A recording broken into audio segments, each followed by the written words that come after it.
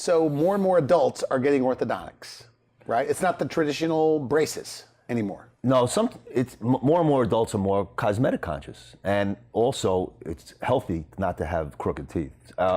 They don't want to put braces on for a year and a half. It affects their life, so they're candidates for all sorts of braces that don't necessarily correct and make it a perfect occlusion, but make their teeth straight. And we can do this in as little as 3 months, whether it's through braces that fit on the back of your teeth, or Invisalign, or something like that. Is that right? Yeah. So, you know, when somebody over 40 wears braces, I always think it makes them look younger. Yeah, I do.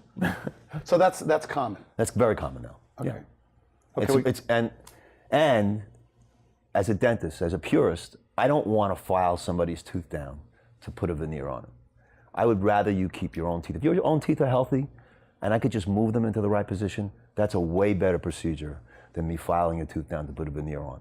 In 1984, when I did dentistry, we did lots of veneers.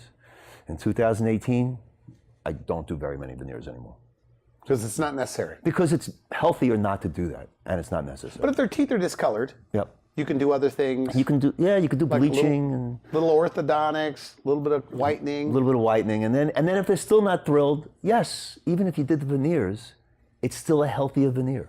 Okay. So it's just a much better process. And really, I'm not looking for short-term solutions.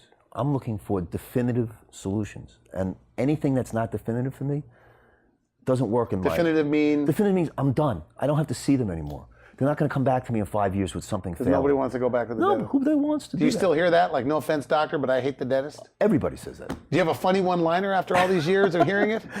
No, they usually say, you know, if you hurt me, I'm going to hurt you. Is that right? And I'm like, I don't think you want to hurt me with a drill in my hand. But